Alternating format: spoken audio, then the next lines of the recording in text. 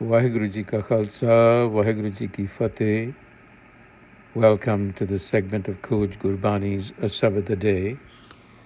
The recitation continues from Surat Mahalla Nama, composition of the 9th Nanak, Gur Tegh Bahadur.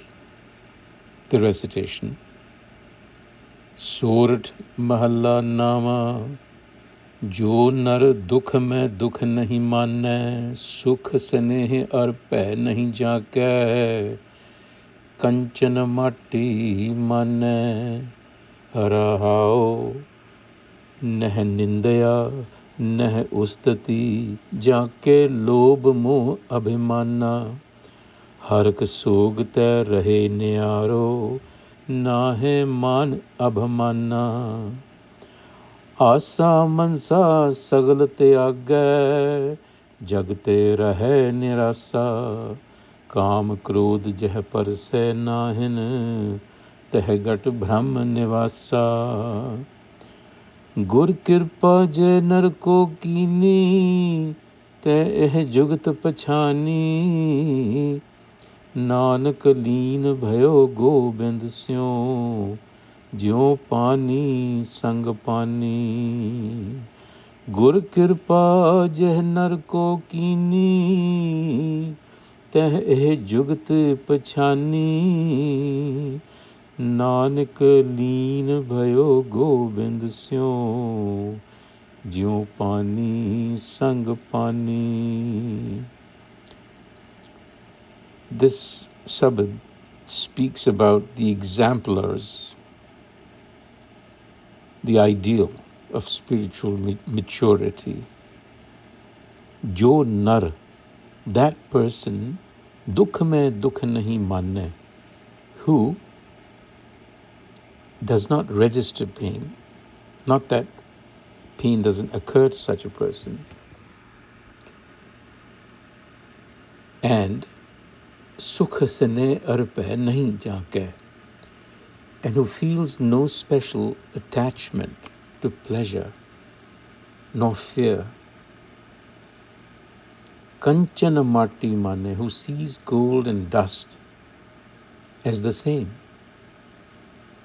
Such is the one that is being described here in the Rahau.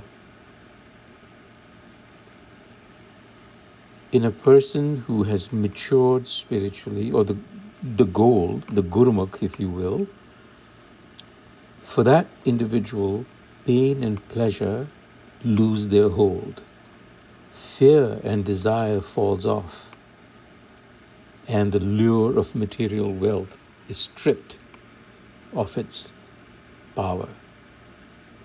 This is the state of sahaj, balance, equanimity, and this is the goal of Gurbani, to live life in such a way.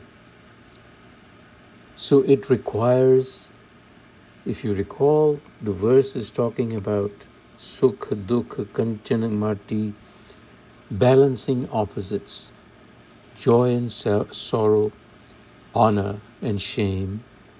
So this is the archetype, if you will, of wholeness. You are free from lust, anger, greed, and pride, vices. These are autonomous complexes within the system. And then that is the Rahau. In the first stanza, it continues with that description. It says, Neh nindya neh ustati, untouched by slander and praise. Jaake lobh moh abhimana, also untouched by greed, by attachment and pride. Hark sog te rahe nyaro, hark sog, joy and sorrow, remains detached and feels neither honor nor dishonor. Neh man apamanna. So this ideal person, this spiritually mature person, is also free from social conditioning, praise and blame, honor and shame, It's kind of freed from that turbulence. Furthermore, asa, mansa, sagal tyagge jagte rahe nirasa renounces hope and desire. It's the same. It does not resist what is happening, remains detached. Kam krodh jah parsai nahin, one who does not entertain lust and anger. Tahagat Brahma Nivasa. Such a one is actually dwelling with the Creator, with the Self. And Gur Kirpa Jah Narko Kini Tah Eh Jugat Pachani. Jugat, this method of being, is a gift of grace. Gur Kirpa Jah Narko Kini Tah Eh Jugat Pachani. This is a jukti, a way to do it, a method, the means that the Guru was talking about. Nanak leen bhayo gobind syo jyo pani sang pani. Such a one is completely absorbed in the self, like water merging with water. In other words, the culmination is union. Grace completes what human effort cannot in the end. And total absorption, integrated wholeness, transcendence.